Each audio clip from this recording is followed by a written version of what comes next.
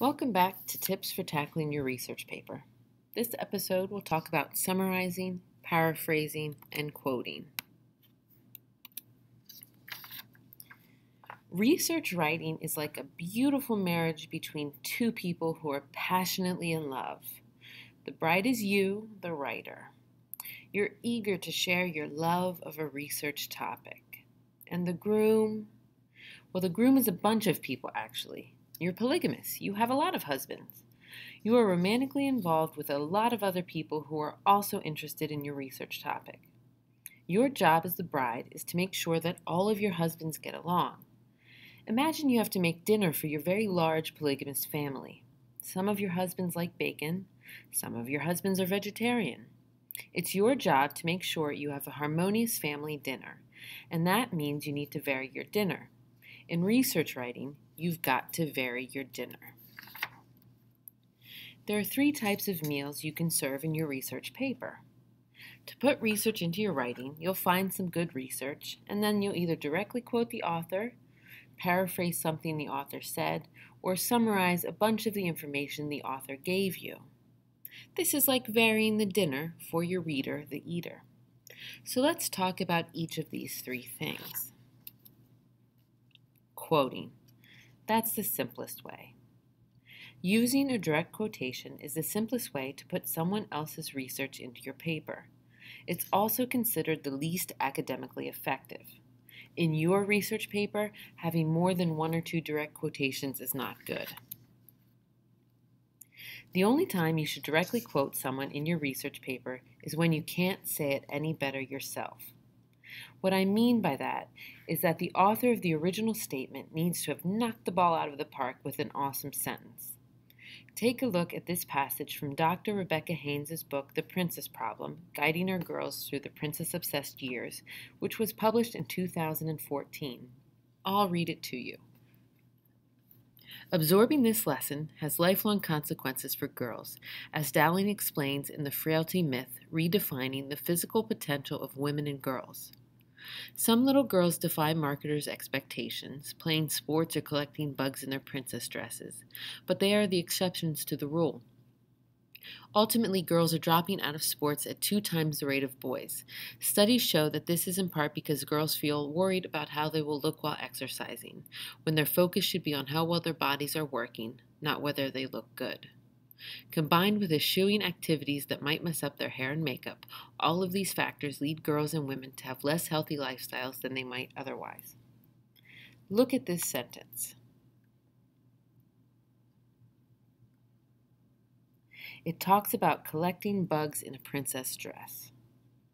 That's a kind of cool image, so I want to use it.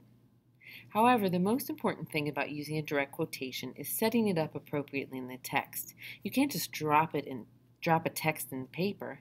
That would be like dropping a turd on this virtual sticky note. Gross and inappropriate. You need a signal phrase. If a signal phrase is at the beginning, it introduces the quotation. If it's at the end, it explains it. You can also do embedded quotations, which show a nice grasp of a topic. Talk to your teacher about those if you'd like to learn more. For this example, let's use an introductory signal phrase, and then I'll place the quotation in. Now, some of you, despite my earlier comment about direct quotations being a weak way of writing and all that, are probably still thinking you'll use them more than using paraphrases or summaries. Well, let me just tell you that using direct quotations adds an extra layer of work to your efforts. Look at that parenthetical or in-text citation. It includes more than a normal APA parenthetical would. In addition to the author's last name, comma, the year, you'll also need another comma and the page number. Take a few seconds to read my direct quotation, how I incorporated it, and also look at the format of the citation so you know how to do them as well.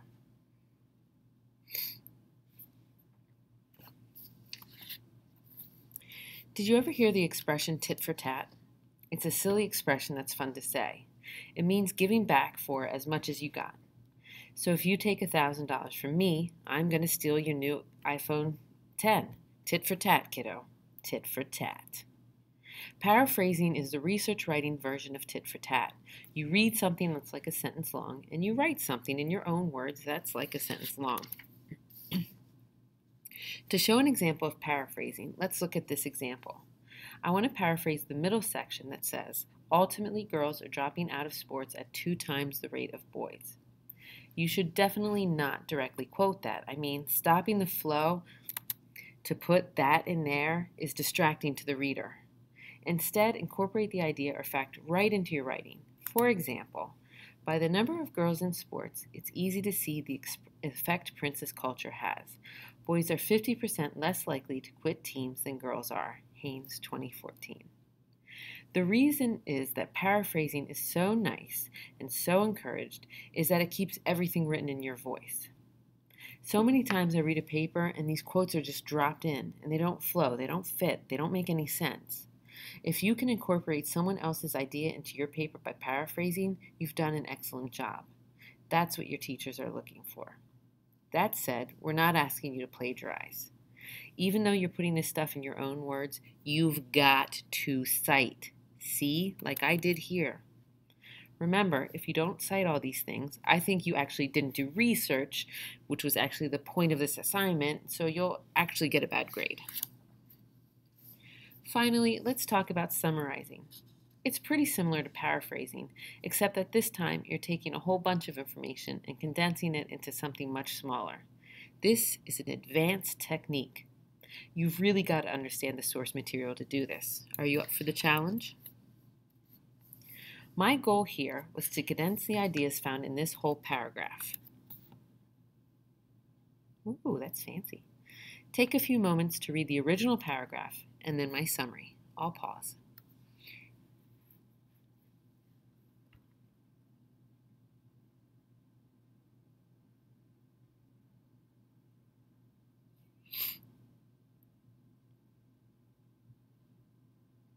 Okay.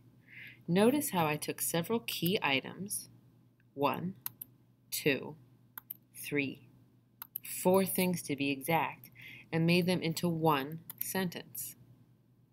Because it places such large significance on appearance, girls are less likely to be active since they fear healthy activities might make them look unpretty or not poised.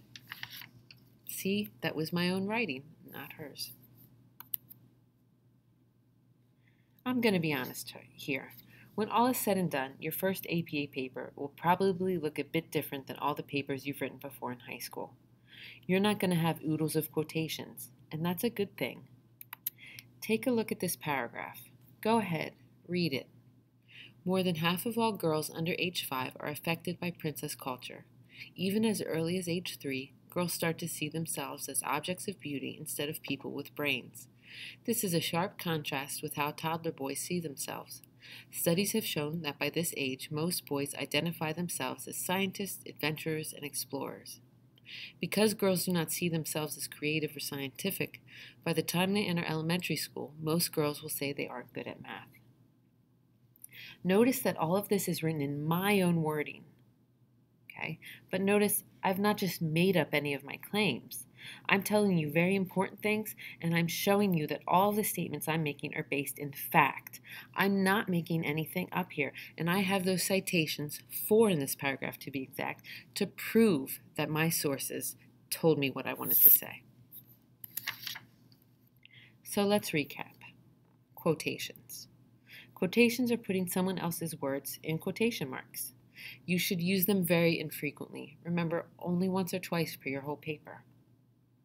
Paraphrases are when you write somebody else's research out in your own words. You can use this pretty frequently, and this should be about a sentence for sentence ratio of how you reword them. Summaries are when you condense a whole bunch of information into a statement or two using your own words. Okay? You're getting a whole big chunk and you're narrowing it down to a little summary. This requires expert synthesis. You really have to understand the text to be able to do this. Earlier in this, I talked about how research writing was about like a polygamous marriage. Well, let me do another analogy. Research writing is like telling your friends about a movie you saw. At no point when you're telling your friends about that movie you saw do you make up anything that wasn't in the movie. But you also don't act like you were the one who made the movie. You don't pretend you filmed it and cast it and acted it and directed it.